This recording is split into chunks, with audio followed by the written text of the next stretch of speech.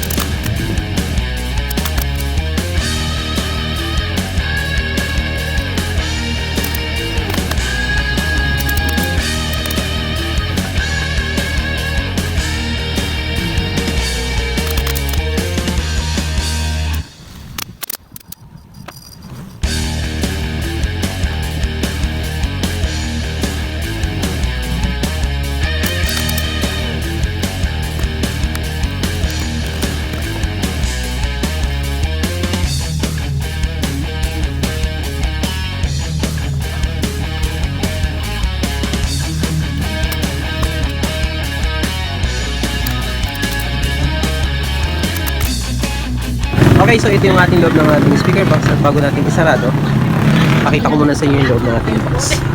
So dito na natin ilalagay yung ating subwoofer. Dito yung kanyang daan. Okay, yung kanyang pintuan. And then yung ating woofer or instrumental dito natin ilalagay. And then yung singawan is nandito. Okay. Okay, ito yung size ng ating singawan. Nasa 4 cm. 4 cm yung ating singawan dito. And then yung haba naman dito is nasa 25 cm. Okay. So yan yung loob ng ating box. Yung gap natin dito, pakita na rin natin kung hanggang saan. So ito yung brace ng ating takip. So dito natin dito. So, ito yung ating gap. Nasa 13 cm or 12.5 cm. Yung taas dito. And then dito naman is nasa 22.2 cm. Yan yung kanyang gap. So yan yung sukat natin. At yan yung loob ng ating speaker box. Okay, saraduhan na natin.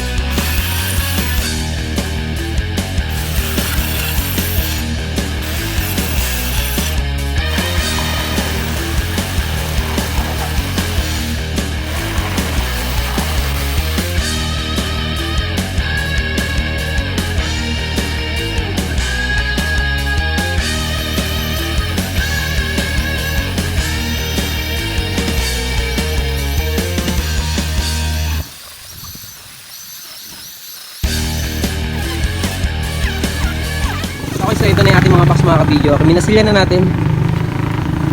At pinapatuyo na natin, maya maya liliyain na natin. So ginamit natin pamasilya rito is flexiband at semento.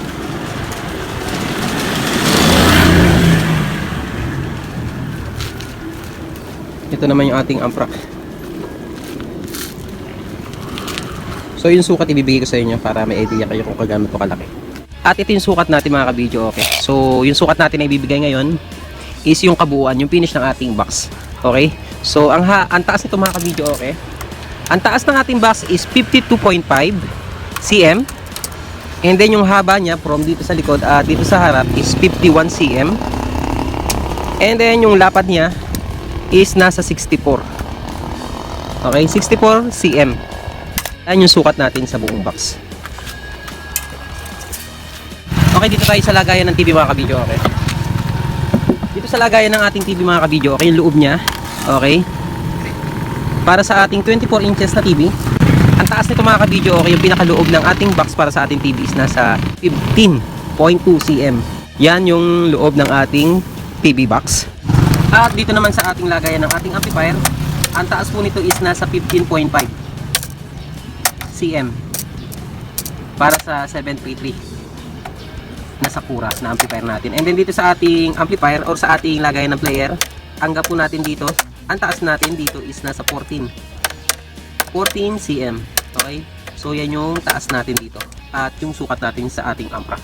Ito naman yung likod ng ating amprak. Kaya yung ating switch and then yung ating lagayan ng switch on. So sukatin natin yung pintuan natin. Okay, ito yung ating sukat sa pinto. Yung lapad niya is nasa 49.4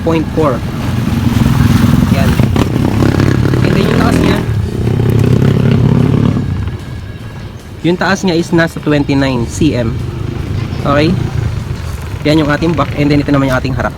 Yung pintuan natin sa harap is nasa 29.6. Yan yung taas niya. And then yung lapad niya nasa 44.7 or 6. Okay, 44.7. So yan yung sukat natin sa ating pintuan sa ating harap.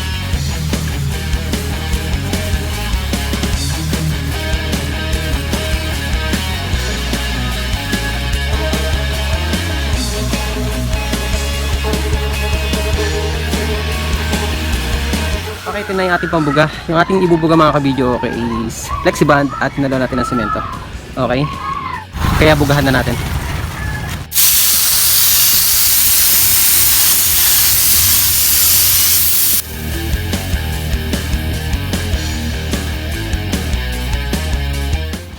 So ito na mga kabidyo, okay, tapos na natin bugahan. Ang ating push button na yan, ang ating pintuan sa harap. Bali, ang ginawa natin buga rito is tatlong buga.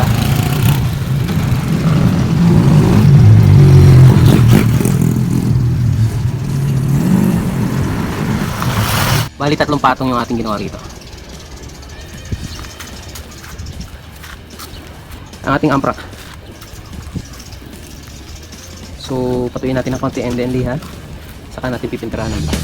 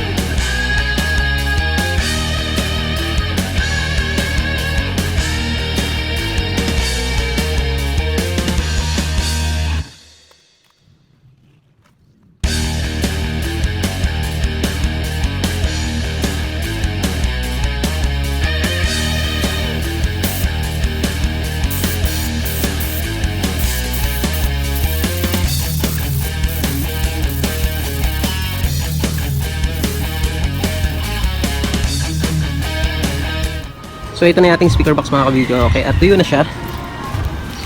Pakita ko lang muna sa inyo.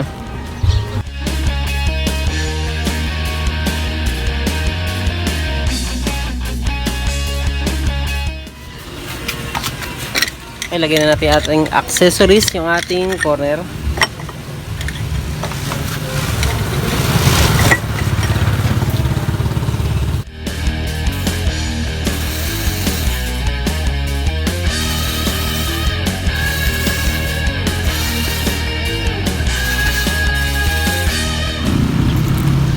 Tinat.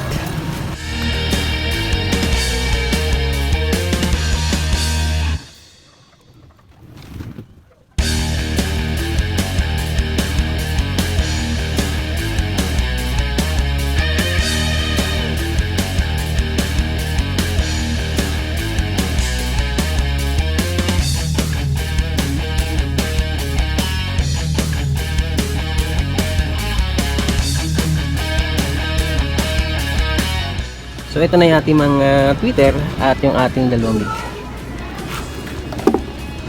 Okay, ulitin lang natin, ang connection natin dito is series and parallel combination. Okay, siniris natin itong dalawang mid na to, and then siniris din natin itong dalawang tweeter na to.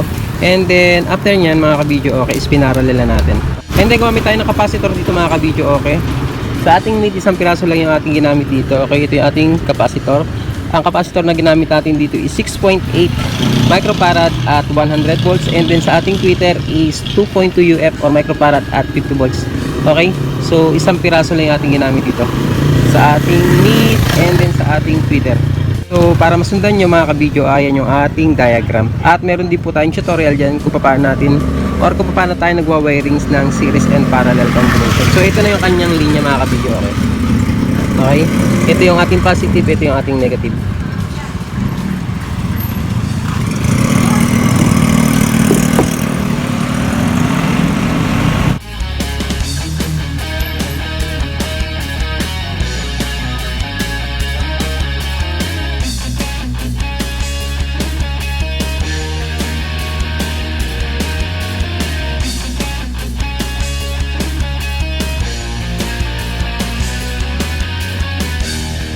Ito yung ating speaker mga ka-video. Okay, ginamit natin yung terminal 1 and 2. Sa terminal 1, doon natin i-connect yung ating subwoofer at yung ating instrumental. Okay, ito yung terminal 1. And then ito, terminal 2 is diretso to sa ating mid at sa ating tweeter.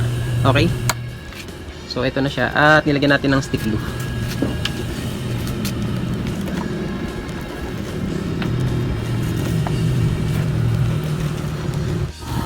So ipakita ko muna yung loob ng ating speaker box.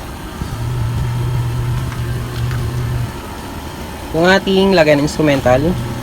And then para sa ating subwoofer. Ayan. Yan yung loob ng ating box.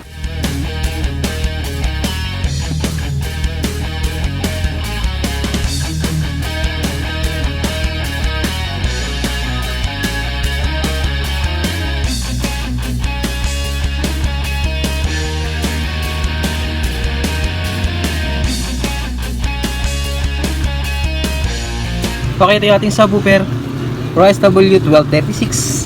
Wattage niya 200 to 360 watts. Okay, dual coil po siya pero bakante rito. Okay, kasi ipaparallel natin siya sa instrumental. Okay, so magiging 4 ohms po siya. Okay, ito yung ating linya papuntang instrumental. Ito is galing sa ating speak-on.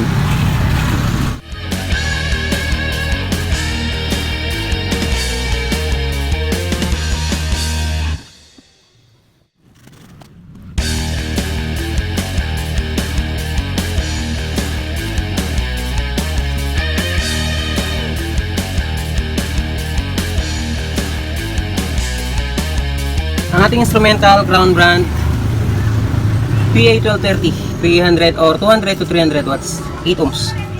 Okay, so pinarallel natin sa ating subwoofer.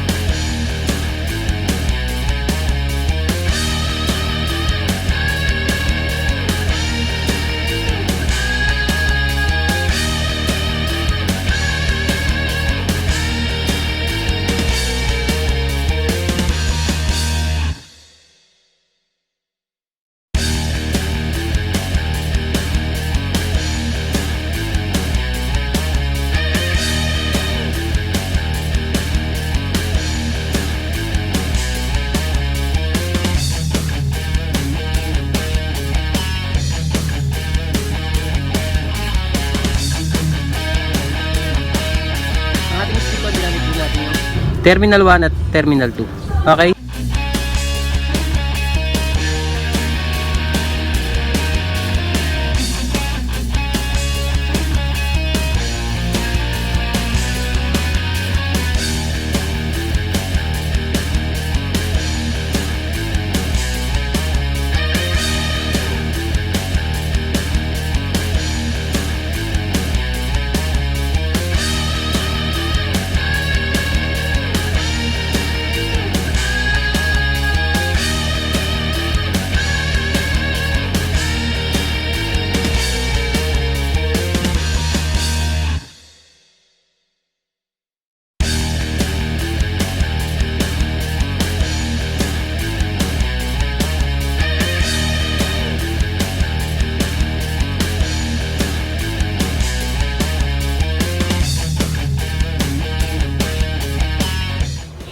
Lagyan natin ng rubber pit.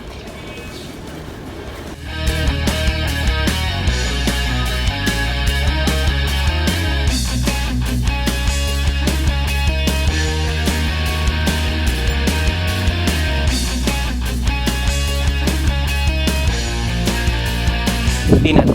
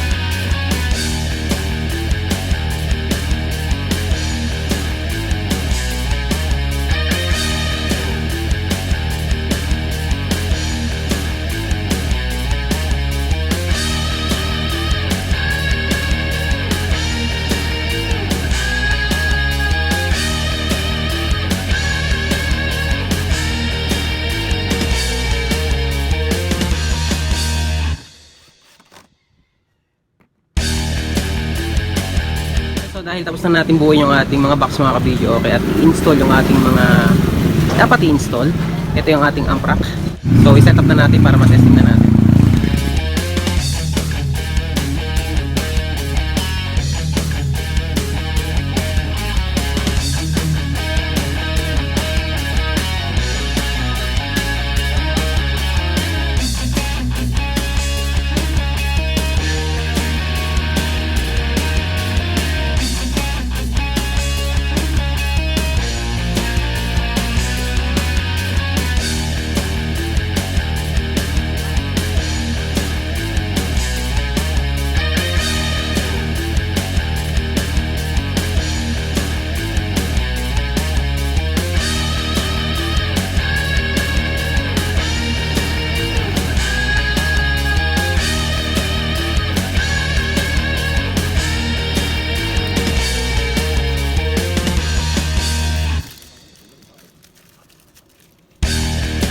Okay, so mag-sound check tayo mga ka-video. Okay, gamit natin yung ating cellphone.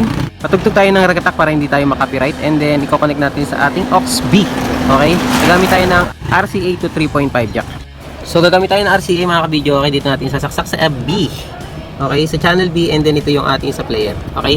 Nakasaksak to sa ating cellphone. Okay, ayun yung ating cellphone. Christian Naive Remix.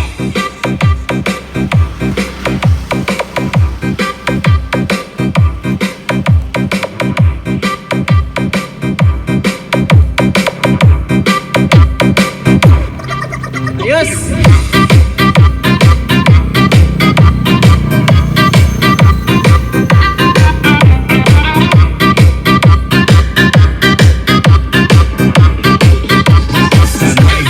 The best.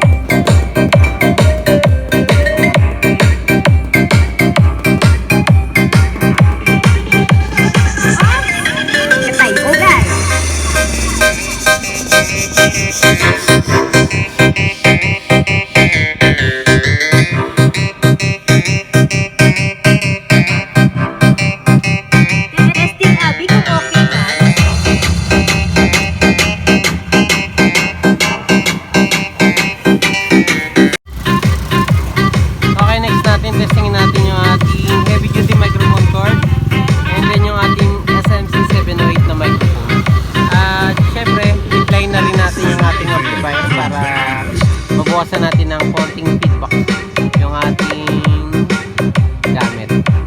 Tignan natin yung ating player, mga kabidyo. Okay, kung gumagana yung ating mga push button na ginawa. 1, 1, 1, 2, 2, 2, 2, 2, 3, 3, 3, 3, 3, 4, 4, 4, 4, 4, 5, 5, 6, 6, 6, 8, 8, 9, 9, 9, 6, 6, 0, 8, 7, 9, 6.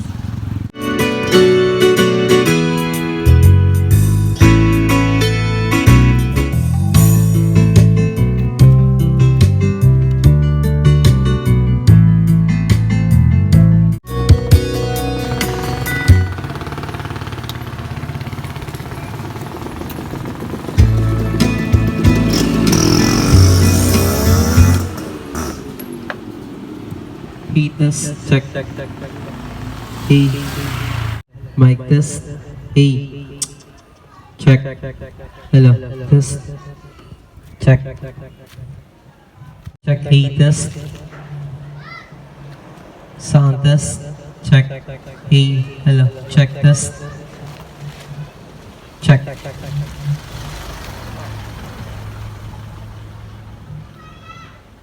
Sound test, check. Hey, hello, check. Hey, check.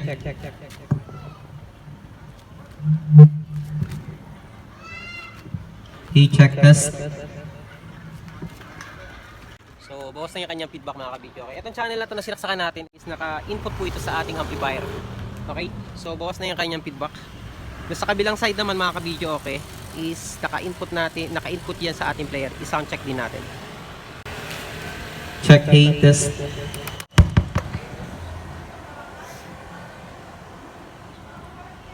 A test. Check. Hello. Sound test. Check. A test. Check test. A check test. A check test. A. Hello. Test. Sound test. Check.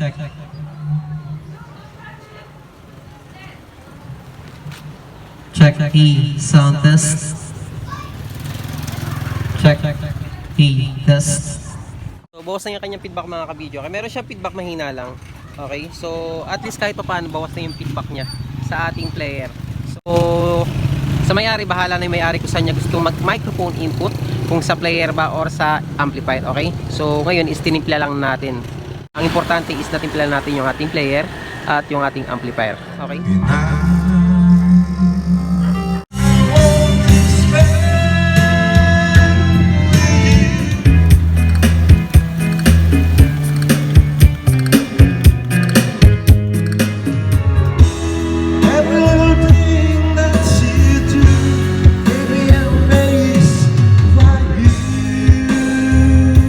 ayan na nga mga kabidyo okay na sound test na natin yung ating video okay set na binuo. At isa-isayin natin yung kasama ng set na ito mga kabidyo okay. At ipakita ko na rin sa inyo yung mga linya natin dito. So dito sa set na ito mga kabidyo okay, meron tayong heavy duty microphone port. Okay. At isang bouncing microphone na SMC 708. Kulay silver siya. And then yung ating TV mga kabidyo okay is Kobe brand. Size 24. And then ang ating player na gamit dito is si Platinum Piano XLSD. Okay. So tinanggal na natin yung plastic. Mamaya ibabalik rin natin. At yung ating amplifier ang gamit natin is Sakura 733. AB733. Ito yung ating linya sa ating push button. Sa ating set mga kabidyo okay, yung ating timpla kanina. Channel 2. Okay. Yan yung ating timpla, pero kung hindi komportable yung may-ari nito, pwede naman niyang baguhin. Okay, ang mahalaga is na testing natin at natimpla natin kahit konti. Okay, ganyan din yung ating player. So ito yung ating microphone input galing sa ating amplifier. Okay, so ito po yan. And then yung linya rito, nakasaksak to sa ating player. At yung ating mga speaker mga kabidyo, okay, ulitin lang natin, halos ground po ito mga kabidyo. Okay, ang ating metal dome, ang ating tweeter horn, at ang ating mid size 5 or 5. Dalawa. Ating connection dito is series and parallel combination. And then yung ating speaker dito mga kabidyo okay, ang gamit natin yan is instrumental. Ang wattage niya is nasa 300 watts. At yung ating subwoofer dito sa ibaba is 360 watts. Okay, so para sa mga magtatanong kung nagdidikit ba yung ating magnet at yung ating speaker dito dun sa ating loob, sa ating instrumental, hindi po siya tumatama sa ating magnet. Okay, kasi tansyado na po yan bago natin ikabit yan. So kung babayuman yan mga kabidyo okay, hindi kagaya ng subwoofer na talagang lumuluwa yung kanyang phone, okay, or yung kanyang dust cap. Okay, dahil instrumental yan, hindi naman babayo ng gusto yan or ng sobra-sobra. Tansyado na po natin yan na hindi tatama sa ating magnet dito sa ating tweeter. Okay, para lang sa mga magtatanong dyan. Okay, so yan yung ating mga speaker. Yung ating palang instrumental at yung ating subwoofer is nakaparallel yan mga kabidyo okay. Ito yung ating TV bracket. Ayan.